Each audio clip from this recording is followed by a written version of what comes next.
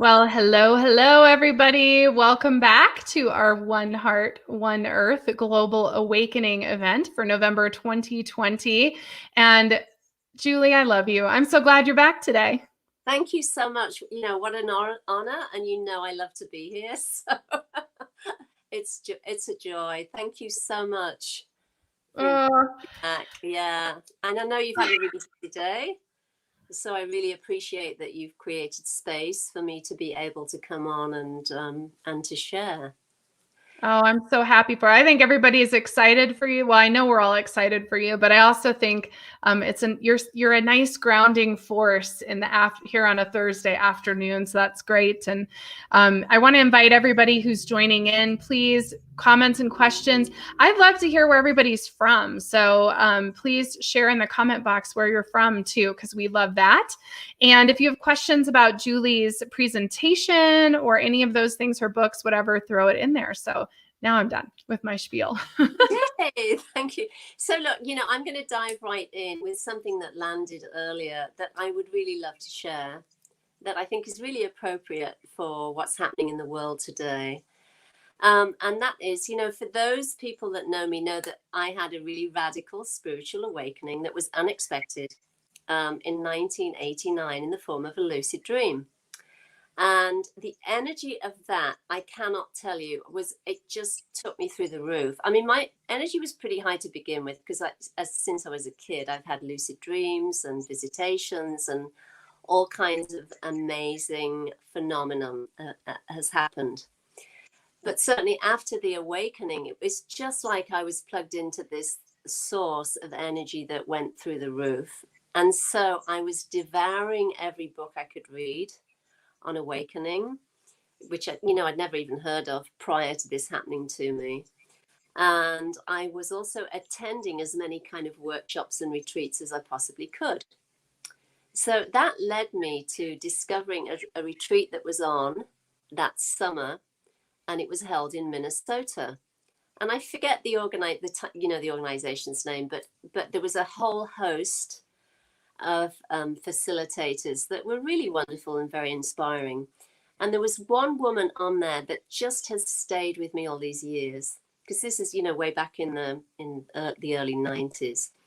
Her name is PMH Atwater, and her story is that, and just get this, she's a farmer's wife with 5 kids, a farmer's wife with 5 kids, which to me was mind-boggling to even begin with, right? Because having to get up early and feed the cows and feed the chickens and deal with all of that. So anyway, she's got 5 kids and she's very grounded and very down to earth.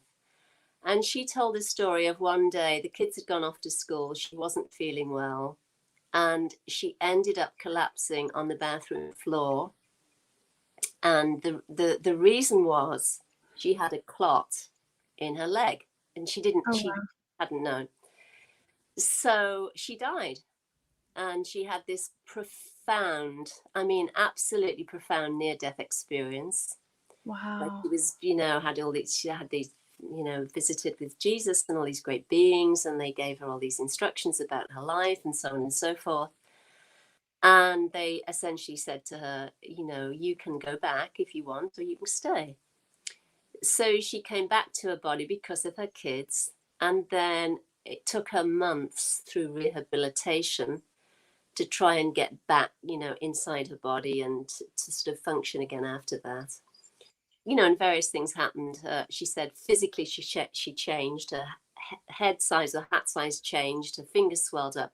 There was all these strange things happening, and also she was experiencing a lot of psychic phenomenon after her experience. So she was on stage telling her story, and in the middle of her story she said something to the effect, she said, I've read spiritual books and spiritual teachings. And she said, I've been studying and meditating since this has happened to me. But she said, unless I can mop the floor with these teachings and with this guidance, I throw it away. And that statement just made me really sit up, because I said, oh my God, that is exactly how I am. That's exactly how I feel. If I cannot practically apply, the teachings or the practices, whatever they are, within my life as it is, within my schedule, then I really just let it go. I don't waste time with it. And I think it's really important to understand that, because I know certainly in the beginning stages, when you have this, awakening, there's this kind of crazy energy and there's this drive to try and do everything. And I'm sure you were there. I know I was there. And then we get a bit wiser. I did all kinds of crazy things, like putting glasses of water in the hot sun, because I read that the rays of the sun magnetize the water, and it's good for spiritual development, stuff like that. I tried just about everything that you could try, because my energy was kind of so wild and so fired up. But the reason I'm sharing this is because after a while, when we become more mature and we become more discerning about how to utilize our energy and which practices to work with, it's also important to realize that we're not necessarily going to be gifted with all the supernatural powers that we hear about, that the great yogis call them the siddhis, the supernatural powers. And there's often a desire. We hear about out-of-body experiences, or we hear about lucid dreaming, or we hear about clairaudience, or we hear about clairvoyance, or whatever it is we hear about, and we can get really excited about wanting that and wanting to run after that. But that might not necessarily be in your sort of toolkit with respect to what you have been gifted with. So and I think this is really important to understand.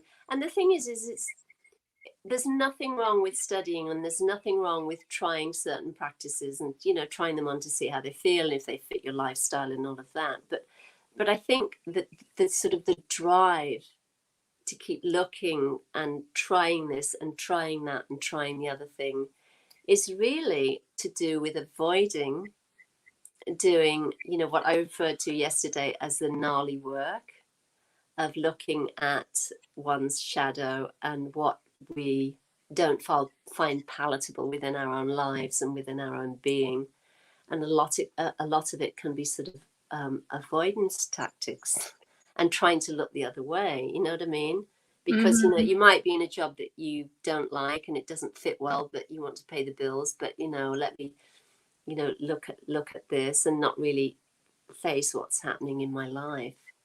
And I think it's really important, especially nowadays, because with all the challenges we're faced with, it's really important to find practices and touchstones within the schedule of our own lives that work for us and bring us back to the truth that we are already multidimensional, right? We exist beyond time.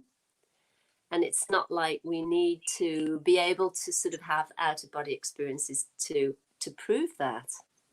Because everybody's had evidence within their own lives in their own way. I mean, I know for sure most people that are listening have had proof and evidence of epiphanies and insights and intuitions and dreams or guidance, or whatever you want to call it. It has turned up and proven itself again and again and again.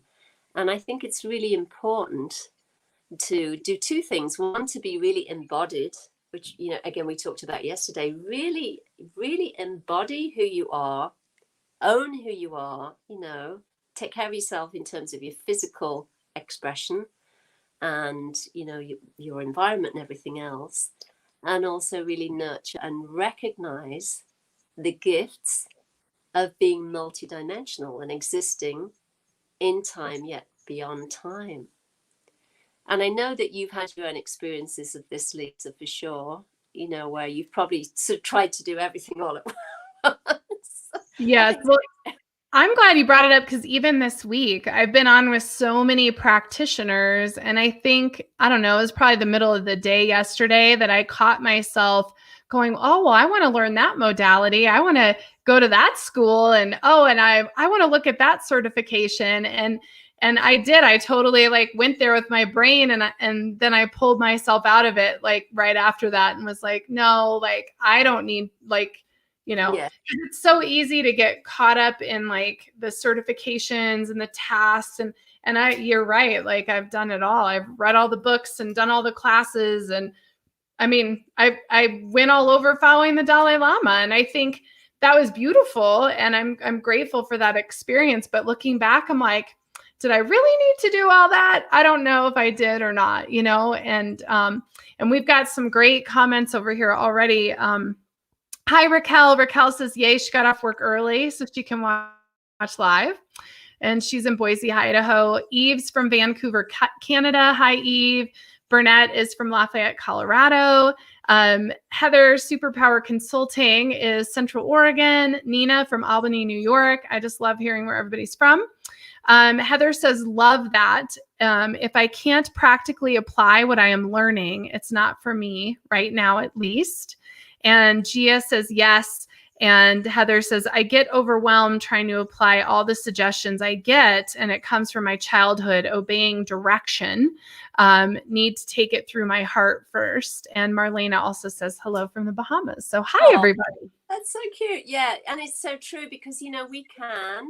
And again, this is to do with the ego, right? The egoic mind that tells you, you should do this, you should do that, you should try this. And then what happens is we put all these shoulds on top of everything. And then, of course, there's no way in the world we can live up to the rigors of, say, getting up at 4 a.m, especially if you've got 2 or 3 kids at home, right? And you're trying to do some sort of extended practice of hatha yoga and then meditation and chanting and all of those things. You're just setting yourself up for failure. So you really have to look at your life, look at the blessings in your life. You know, if you're a single mom and you've got, you know, 2 kids at home and you're struggling, you know, with your work and trying to juggle everything, that is plenty right there. And the thing is that you have access to your own touchstones that connect you with your own divinity, because there are ways of doing that don't necessarily mean that you have to follow some sort of practice or regime that becomes burdensome. And the thing that, and I know we're all familiar with this, when a practice becomes burdensome, there's no joy. There's really no joy. And that is true of meditation, hatha yoga, you know, any practice that kind of becomes regimental after a while.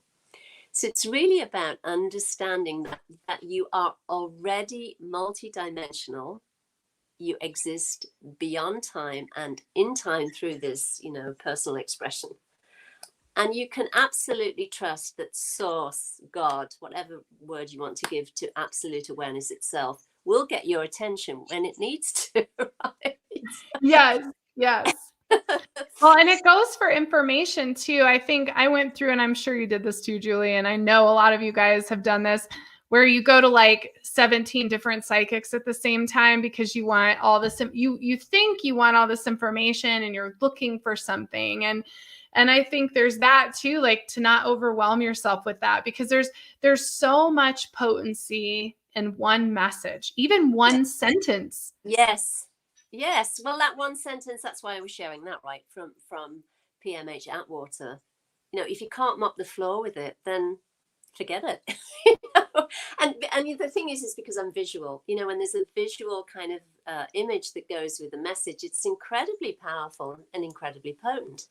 And it's true for everybody. If you can't utilize it in a practical way, forget about it. And the thing is you will naturally be oriented toward that path or that touchstone or that support that will give you exactly what you need in any given moment.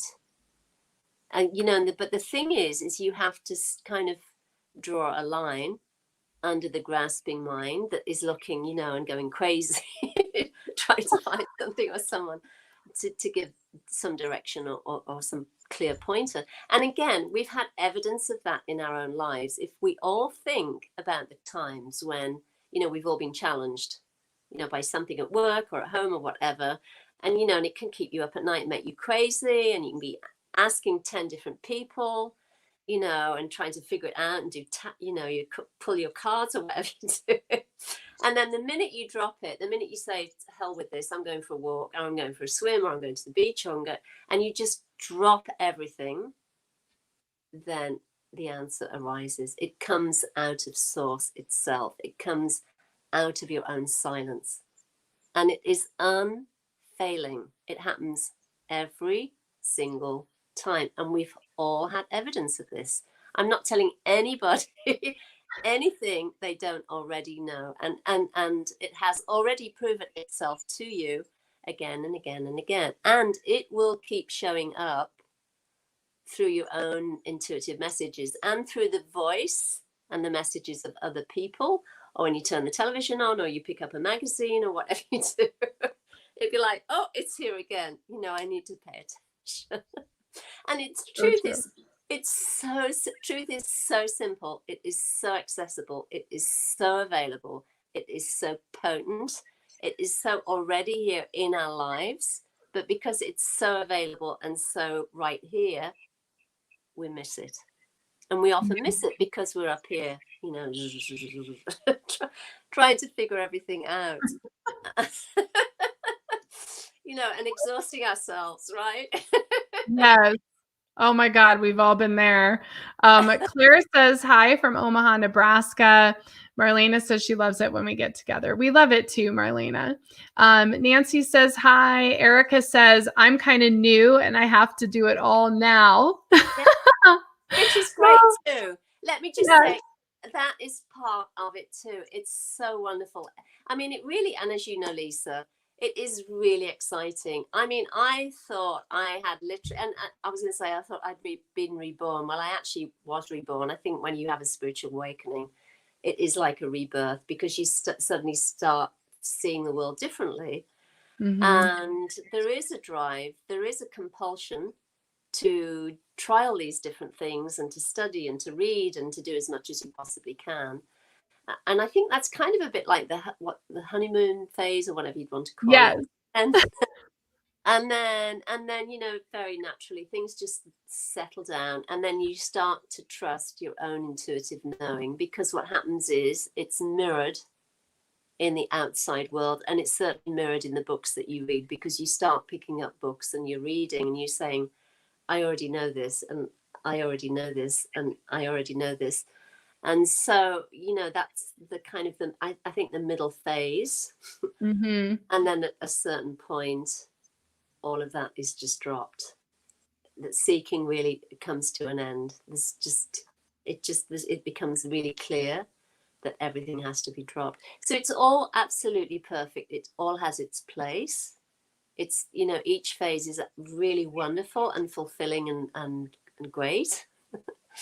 And what I've seen is that, and I can certainly speak from my own direct experience, that, and actually one of the master yogis did say this to me. He said, the siddhis, the supernatural powers, are given to seekers in the beginning. After awakening, they're given to the seeker like a parent would give a child some candy to make sure he or she behaves. Here's some chocolate.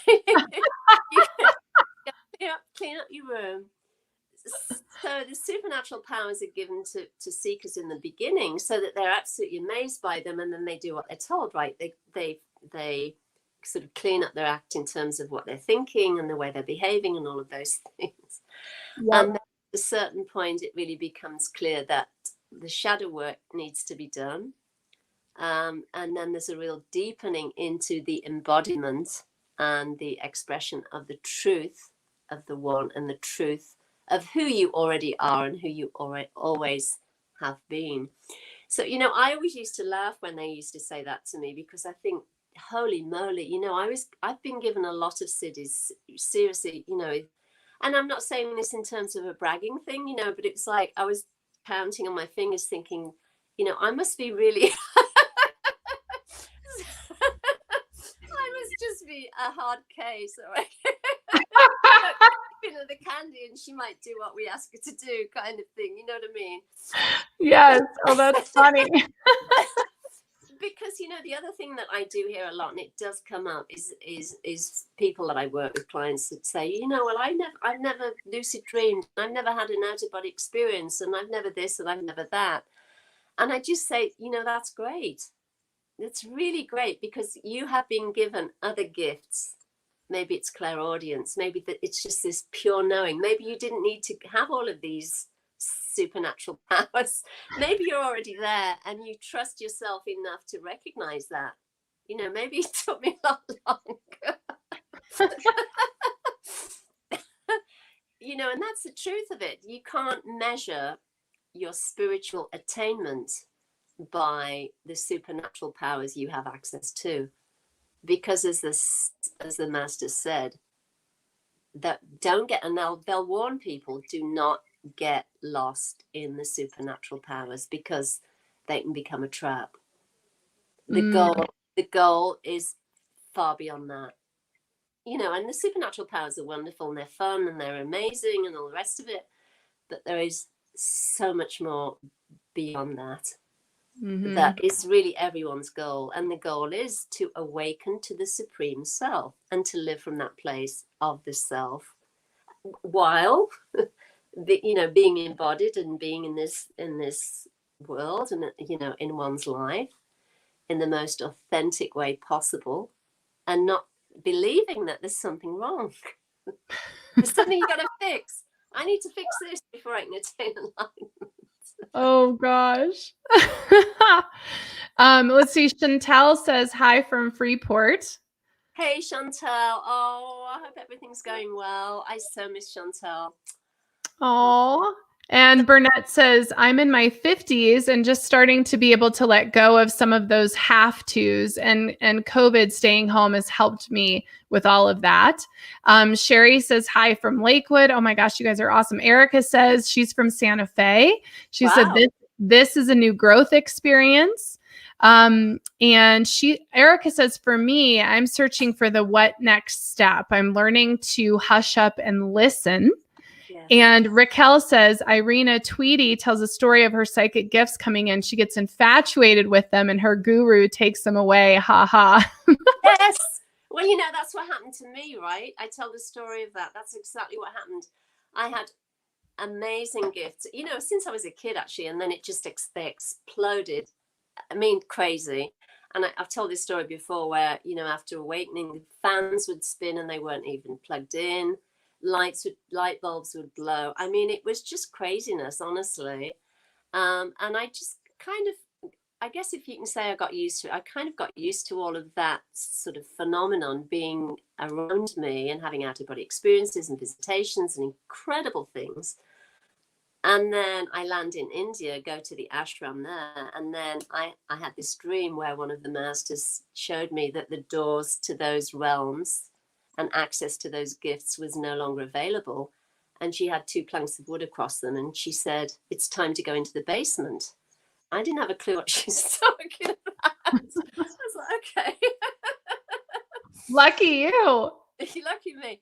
Anyway, so that was, you know, all to do with the shadow work. And really, I didn't have any of those kind of bliss-filled experiences for 2 or 3 or 4 years or something. And then, as you know, once the shadow work was dealt with, then they started to come back and kind of manifest again. But, you know, and really, you know, I do appreciate them. They are wonderful and they're lovely, but I certainly don't use them as a measure with respect to attainment, either for myself or for anybody else, because I know the truth of what they represent. So yep. I'm going to fix my blinds, Julie. Keep talking. Yes, please do. So, but you know, this is a really great. Now it's too dark. Yeah, it's really a great topic, because you can really see in the discussion of this how you can get caught in those mind loops of thinking, you know, she's more advanced than I am because she has lucid dreams, or he's more advanced, you know, because he's clairaudient or clairvoyant or something. You know what I mean? Mm-hmm. It's so easy to measure yourself against other people based on what you perceive your lack of gifts might be, or your abundance of gifts. You know, and again, we've seen spiritual arrogance. I've seen that, you know, a few times. Yeah. You know what I've noticed? There's this separation language. Like I've noticed, when you watch certain, you know, people introduce themselves, psychics or whatever on TV or whatever. There's this, I have a gift and I've had this gift and that's true. But there's somehow I've noticed just with, I don't know, I've just noticed there's like this separation, like I have it and you don't have it. If you want it, you've got to come to me to get it. There's kind of a Yes. weird, yeah. Yes. And I think, well, wait a minute. Shouldn't we just all have it? Yeah, because, you know, that really is actually, if I can use that word, it's a load of bullshit. It seriously is, because, you know, the idea of this sort of a pedestal. I mean, the last thing an authentic guru or a master will do is place him or herself on a pedestal. I mean, in terms of tradition, sometimes it's presented that way. But the thing is that they take their seat bowing to and knowing that everyone that comes into that room is the same self, the same one. There's no difference. And we express differently and we have different gifts, but everything arises from the same source. Prior to thought, prior to belief, you know, you and I are source itself beyond time. And that is why we can, you know, connect in and have a conversation before we meet, you know, via Zoom or via an email. I often know what you're thinking, or going Yep. to whatever, and it just shows up. So true. And it's true with everybody. It's not just you and I. I'm sure everybody that's listening in has had this kind of prompt to call somebody or connect somebody or with somebody, or they've thought about somebody and then they show up. Mm-hmm. And it's because the place prior to thought is absolute awareness itself, or source itself. And that is the truth of who we all are. That is our primary nature. Our secondary nature is the personality and the expression of that. Mm-hmm. And the thing is that when the mind becomes still, you know, is when we have these impulses and intuitions and insights. Oh, you know, call your friend, she's not doing so well, or you're thinking about somebody and then you walk out and you see them on the street, or, you know, however that plays out. And we've all had proof of that. Every one of us, you know, in our own way. Well, even this community is direct proof. There's been several comments in the MeWe in the last couple of days of, you know, this is what I really needed, or gosh, what this presenter or guest said is exactly what I've been thinking. I mean, even all of us coming together here is an example of that, because we're all pulling each other in and we're all aligned with what we're thinking and feeling, and the modalities being taught. This is like the best event we've done all year, I feel like. And it's because all of the guests, for the most part, everybody's very aligned with each other. Mm-hmm. Yes. You know, and I think also because of COVID, what's happening is worldwide is people are done with all the BS. You know, it's a real wake-up call to get really clear in your own life and to say, look, this isn't working and that isn't working, but this is, and I want to keep this. And this is what I want to do. And there's a real call to action with respect to finding community, finding one's voice, owning what we've been given, owning what we've known to be true since the day we landed, you know, on this planet, and living true to it instead of looking for excuses or reasons why, or, you know, I'm scared to write a blog or write a book, or I'm scared to do this, or I'm scared to do that, or I'm scared to show myself, you know, really, can I, you know, do I have the courage to say, yes, I read tarot cards, or whatever the story is, you know what I mean? Whatever the story is, we are given a call to action through COVID. And I was thinking that just the other day, you know, COVID really has been a time of COVID creativity. I've been calling it in my mind, because it's really has been a very amplified time of creative expression over the last however many months it's been playing itself out. It's been an amazing year, and I'm grateful for it. And honestly, for as much as everyone in the community is been going through their shadow work journeys, I think everyone would agree that this has just been an awesome year for all of us that have been in this community. I mean, we've all learned so much, we've all grown so much. So many people have dug into their work. Yes. And April Meganson, we love you. She said, haha, we talked about this morning. She said, we are already that. Yes. Yes. Yes. And it takes maybe it took something like COVID to kick us, into action to start creating the way that we've been called to, rather than putting it off, because there is a tendency to think, oh, next month or next year or whenever, and that's is a fantasy, because that time might never come. So it's really about utilizing the time we have now and living purposefully now, rather than conceding and thinking, oh, I'll just wait a little while longer, or do I have the courage to do it, or, whatever the story is. And I've certainly seen that played out in the people I've worked with. It's just been absolutely phenomenal what people are doing now. It just is really something else. And you can feel the energy of awakening has just really landed. And everyone who's awake and everyone who really wants to align with the truth of who they are is digging in and doing the work and saying yes, and just going for it, because why wait?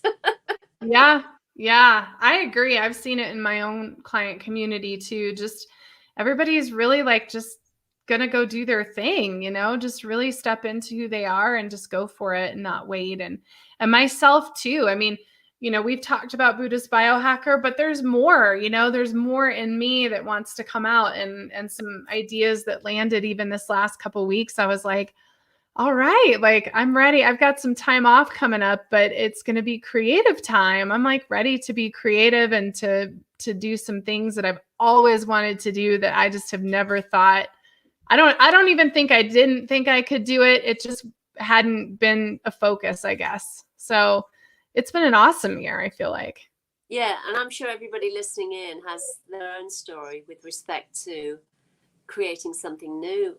And sometimes out of necessity too, right? Because there's been changes in terms of work and so on. But I'm sure there've been amazing opportunities that people have created for themselves and are going after, just because of the craziness of this year.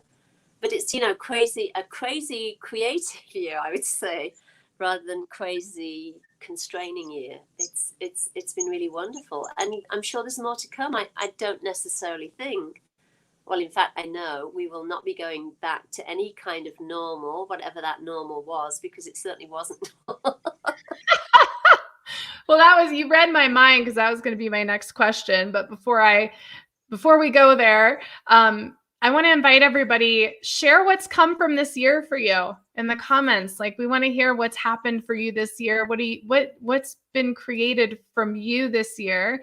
And yeah, I was going to ask you, Julie, like, we're getting towards the end of the year. Like, what do you think next year? Like, what does that look like in whatever way you want to say it? Yeah, I really think that there's going to be more of an expansion and a sort of growth with respect to people finding their own way and their own voice, their own way of working, figuring out that they don't necessarily have to follow the 9-to-5 path or sit behind a desk. People are being much more creative about reinventing themselves and finding new opportunities, really out of necessity as well, again. And just, I think, a lot more sort of growth and a lot more orientation with respect to living true to who you are, rather than following a path maybe that you felt was a safe way to go. So, and I'm sure there'll be upheavals and changes and governments and what we have to deal with, and all of that. But It's really okay. You know, honestly, those of us that live in the Bahamas, I think we're real veterans when it comes to being quarantined. We could write a book. We've bought the T-shirts. We've gone through Oh, university. We've got the PhD. I mean, seriously, I was trying to recall. I think it was June. I get a bit muddled sometimes with time, but I think June was the month that things were opened up again. But essentially, since March, we've been on consistent lockdown pretty much every single weekend, other than in June, and through the last months, and then through this month, and this coming weekend. If I've got it right, I get confused sometimes because I'm not quite. I think that we can go out and we can go to the beach. I think the beaches have opened again, but the very wisely, in my estimation, the Bahamas government have taken precautionary measures to try and stem the flow of COVID, because it's a small country, it's an island nation, and there aren't that many facilities with respect to taking care of people. So they've had to make really hard decisions, but for the most part, people have just sucked it up and got on with it. And I think a lot of that has to do with the Bahamian temperament, because the Bahamians are used to having to deal with hurricanes and challenges, and they're just really I think very good at being able to deal with whatever life throws them, just because of the nature of island life. So yeah, so we've had to do what we've had to do, and the government have told us what the restrictions are. And at one point there was a $10,000 fine if you went outside, and if you were caught outside without a good reason. And I just said from the beginning, I'm going to turn this into a positive and utilize the time and create something beautiful from it, and enjoy it, and look at it from the highest perspective. And that's what I've done. And that's probably why I've been as busy as I have been on Buddhist Biohacker, because I've had more time. My gosh, you've been just a little busy. Let's see, you're going to have published 2 books and Yes. been on here like 30 times or something crazy. And yeah, I hear you. It's I cannot imagine being locked down as much as you have. And then you've also been bombarded with one tropical storm after another down there. Yes. So yeah, you guys are resilient.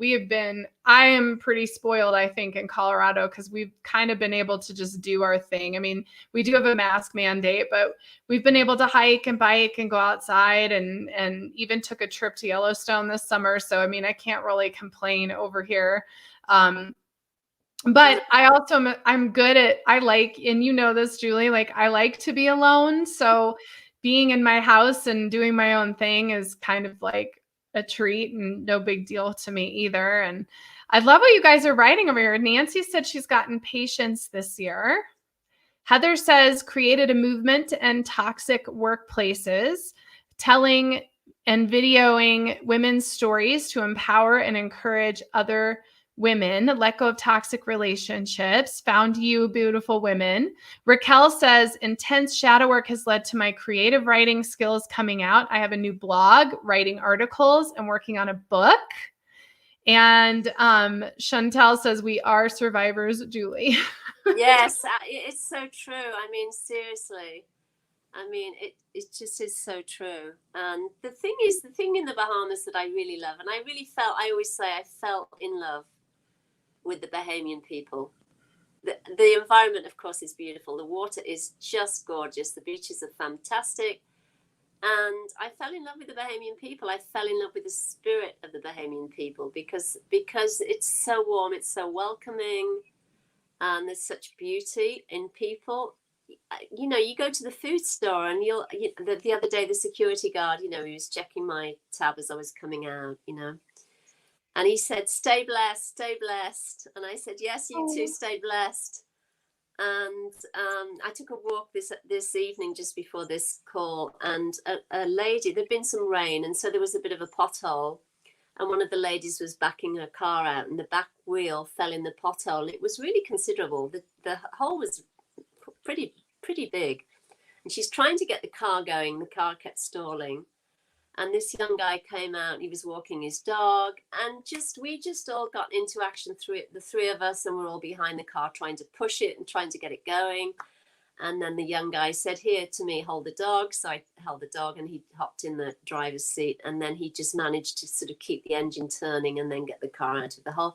And I just started to cry. I was just crying because I said, wow, you know, this is the beauty of the Bahamas, that people will stop and will help, and you know, will give you a smile. And there was a guy that was trying to come down the street. He couldn't get past, so he pulled over, stopped his car. He came out and tried to help as well. So everybody was just kind of pitching in the way, you know, the way they could. And so, you know, that really is the beauty of the Bahamian people, that there's a warmth and a generosity. And a lot of that comes from a deep faith and the Christian background of, you know, the belief in Jesus, belief in God, and wanting to do the right thing. And it's really very beautiful. So yeah, that's my little promotion for the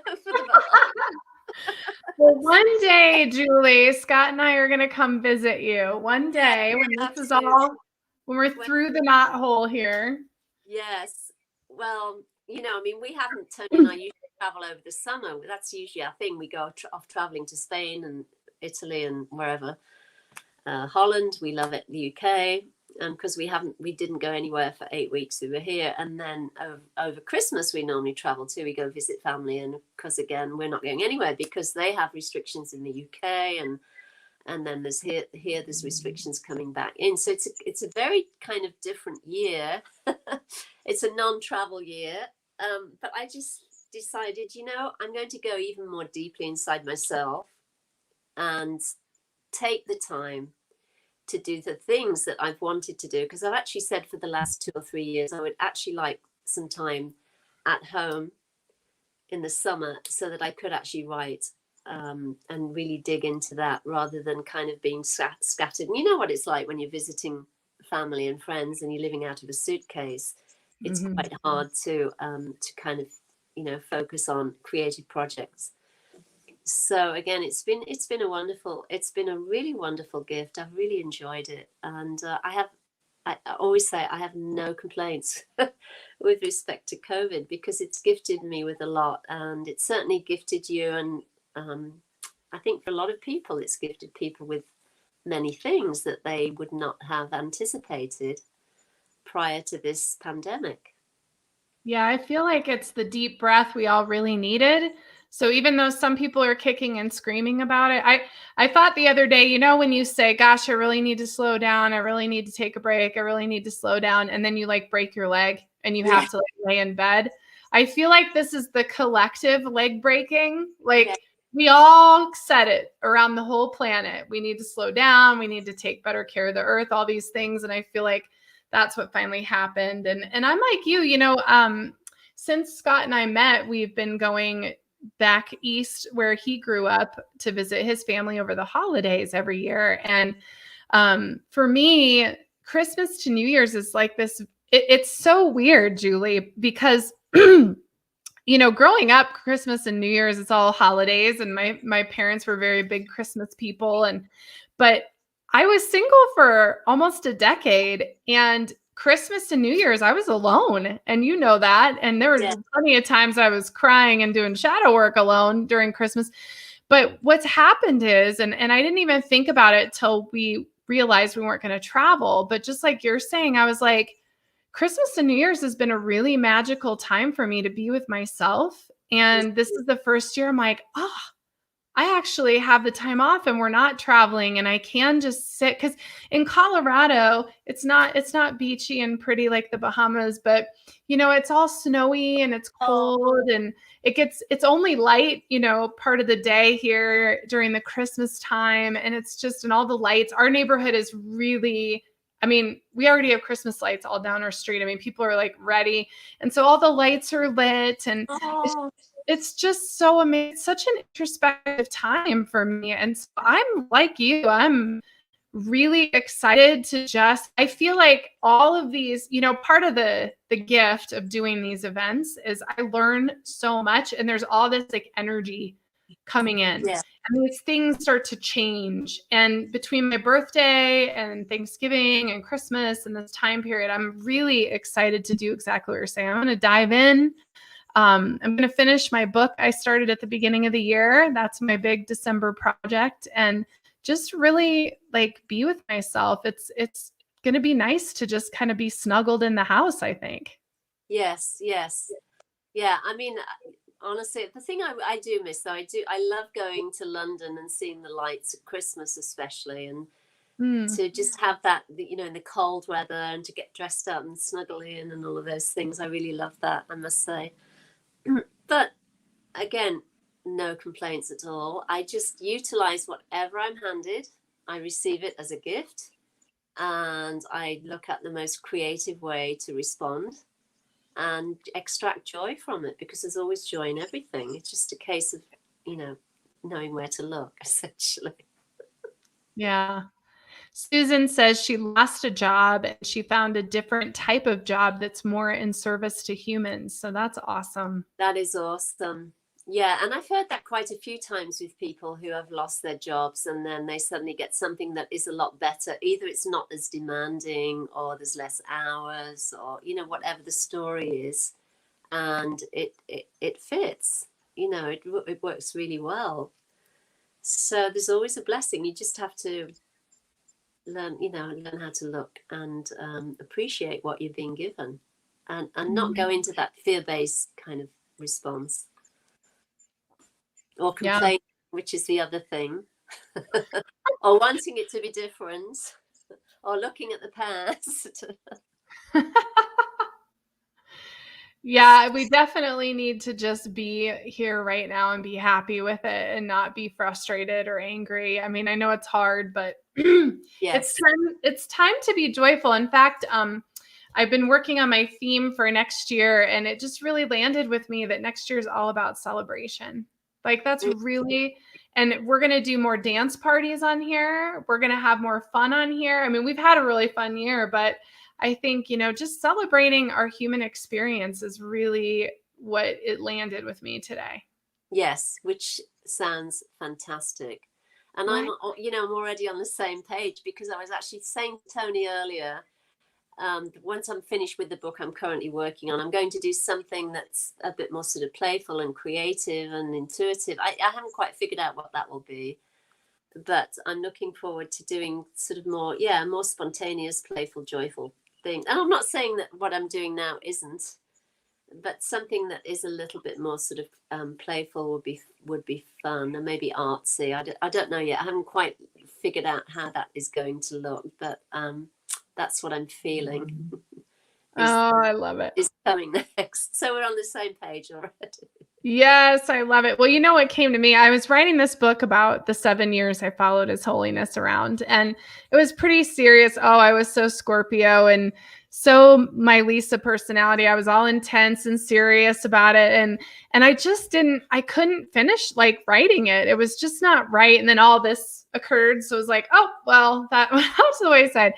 And I realized, like, so I pulled out all my journals, and I realized in amongst all of those serious Dalai Lama visits, I was spinning about boys like a crazy person. And I was dealing with my femininity.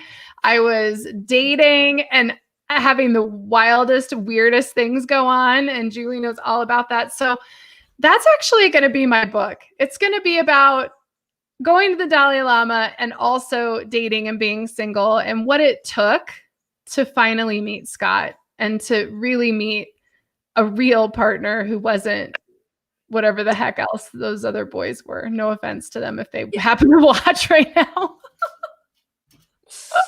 Indeed. Yeah. That's done, right? Yes. We love everything. It's such a gift. It is. It is. So we're coming to the end of our time. It's so crazy how fast it goes. And we have one more show coming up with Becky Prater here at 5. But Julie, your presentation is amazing. I mean, everyone I know that's watched it, it's just so good. And it really speaks to what I think is an important thing to speak to right now. So I thought it was really good. And, is there anything you want to share here at the end as far as like what you want to share with people to access, or about awakening, or about anything? Yeah, sure. I mean, first of all, thank you. The presentation was it just landed, and I knew I had to speak about taking care of your subtle energy, which is all very helpful. And with respect to what I'd like to share, everybody who is listening, who's interested, can just hop on to juliehoyle.org to find out what I have on offer. I've written books, I have courses available, I do readings and all kinds of different things. And I don't need to sort of trot those out right now because I know there's a time factor involved. So yeah, just go on to juliehoyle.org. You can find out. You can also find me on Instagram at juliehoyleofficial. And I have my own little channel here on YouTube, just Julie Hoyle on YouTube. And I do usually sort of 4 or 5 minutes sort of little presentations and connect in with what I'm hearing and feeling is relevant. And I try to do them once a week if I can. And so just reach out. And if you have questions about anything, you can write a question underneath and I'll respond, or you can write to me at truealignment@yahoo.com. I love it. And Julie's also one of our amazing facilitators for the Light Warrior program. So she is going to take you through shadow work and lucid dreaming and shamanic practices. And I've got that going across the bottom of the screen. We still have early enrollment through November 30th. And there'll be more to come about that after this is all said and done. But you can go look and listen and watch. But I just love you so much, Julie. Yes, likewise. I love you too, Lisa. And I love everybody who joins. Thank you so much. As I've said before, Lisa created this platform for you. So please subscribe. Please support Lisa's efforts, because it is a lot of work.